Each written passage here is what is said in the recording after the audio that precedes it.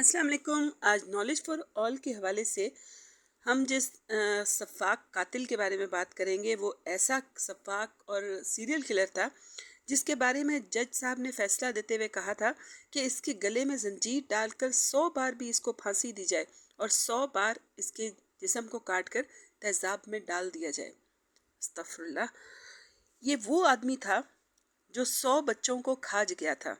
یہ وہ درندہ تھا، یہ وہ شیطان تھا جو انسان کے روپ میں لاہور کی گلیوں میں رہتا رہا اور کسی کو کانوں کان خبر نہ ہوئی کہ ان کے آس پاس ایک ایسا سفاک انسان رہ رہا ہے جس نے پاکستان کی تاریخ میں ایک تاریخ رقم کی ہے.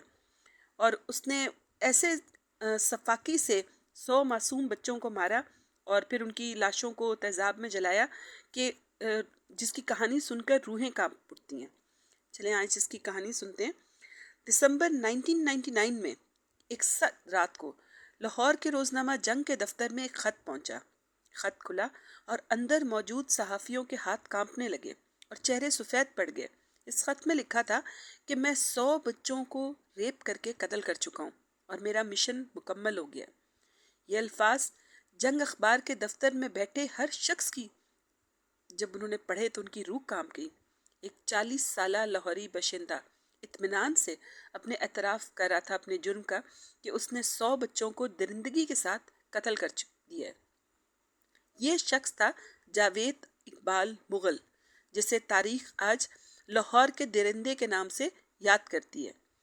اس کیس کا نہ صرف اس لیے بین الاقوامی توجہ کا مرکز بنا کہ وہ تاریخ کے خطرناک ترین سیریل کلرز میں سے ایک تھا، بلکہ اس لیے بھی کہ سزا کا اعلان خود اس کے جرم کا عکس تھی، کیونکہ وہ خود چاہ رہا تھا. اتنے قتل کر چکا تھا کہ وہ تھک گیا تھا بچوں کو مار مار کر اور کوئی اس تک پہنچ نہیں پایا تھا. تو آخر قدرت نے اپنا انتقام لیا اور اس نے خود اپنے جرم کا اعتراف کیا.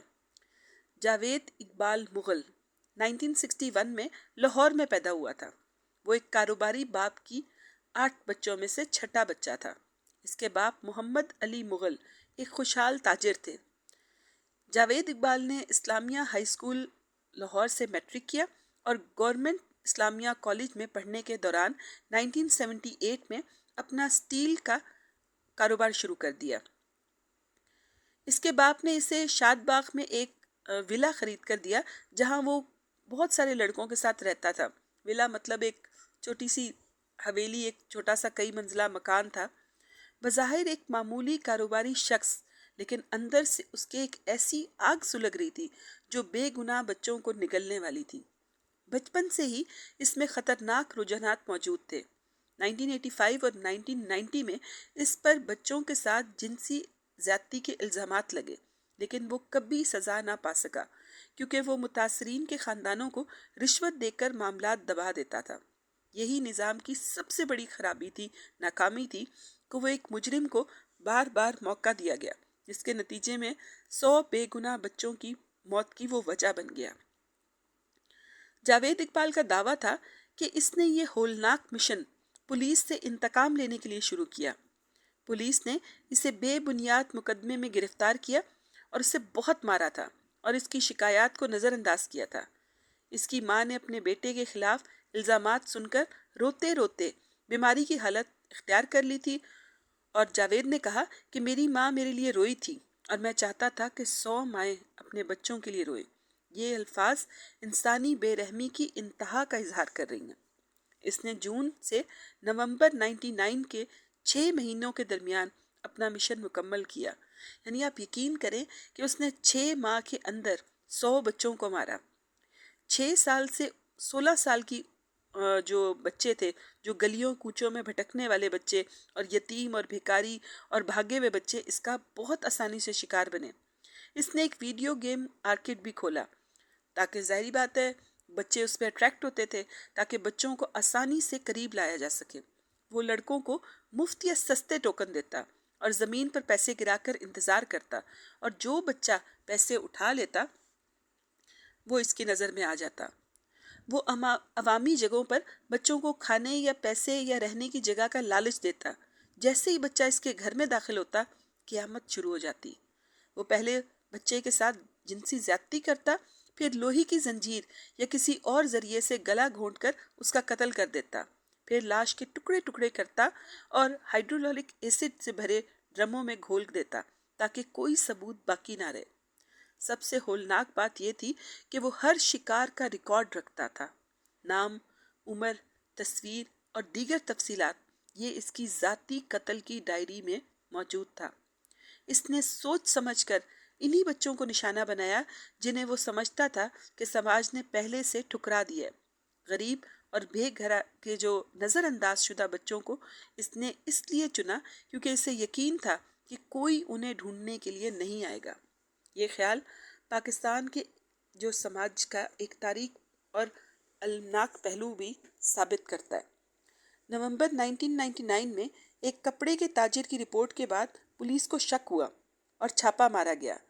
گھر سے تفصیلی نوٹ، ڈرائنگز اور شکاروں کا سامان اور ایسڈ میں تحلیل شدہ باقیات ملی۔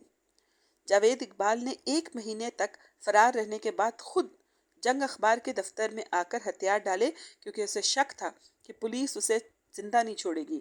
ظاہری بات ہے ایسے لوگ جو کہ اس طرح کے قتل کرتے ہیں عموماً انہیں پولیس مقابلوں میں مار دیا جاتا ہے کیونکہ عدالت میں ثبوت چلتے ہیں اور ایسے لوگوں کو بہت اچھی طرح آتا ہے کہ ثبوتوں کو کس طرح تلف کرنا ہے۔ مارچ 2000 میں انسداد دہشت گردی کی عدالت نے اسے 100 بار قتل کا مجرم قرار دیا۔ جج نے حکم دیا کہ اسے اسی زنجیر سے گلا گھونٹ کر مارا جائے جو اس نے بچوں پر استعمال کی تھی، اور پھر اس کا جسم 100 ٹکڑوں میں کاٹ کر ایسڈ میں گھول دیا جائے جیسا کہ اس نے اپنے شکاروں کے ساتھ کیا، لیکن انصاف مکمل نہ ہو سکا۔ 8 اکتوبر 2001 کو جاوید اقبال اور اس کے ایک ساتھی مجید احمد نے کوٹ لکھپت جیل میں خود کو زنجیر کے ساتھ باندھ کر خود ہی اپنے آپ کو بل دے کر گھومتے ہوئے خودکشی کر لی، اور اس طرح ایک المناک جو ایک قاتل تھا، ایک بہت بڑا جو قاتل تھا، اس کا ایک المناک انجام ہوا۔ اور اس میں یہ کہوں گی کہ ماں باپ بچوں کے ساتھ بہت سخت ہو جاتے ہیں، تو ان کو یہ ضرور سوچنا چاہیے کہ باہر ایسے درندے بیٹھے ہیں، ایسے کتے بیٹھے ہیں جو ایک لمحے میں ان کے بچوں کو پکڑنے کے در پر ہیں، اور کسی بھی طرح اگر وہ اپنے بچوں کو اس طرح چھوڑ دیتے ہیں تو وہ باہر جا کر کسی بہت بڑی مصیبت میں پھنس سکتے ہیں۔ اس لیے اپنے بچوں کو اپنی نظروں کے سامنے رکھیں اور کوشش کریں کہ ان کی ایسی تربیت کریں کہ وہ کسی غیر پر، کسی انجان بندے پر کبھی ٹرسٹ نہ کریں، کبھی بھروسہ نہ کریں، اور اپنی فیملی پر، اپنے لوگوں پر زیادہ کریں۔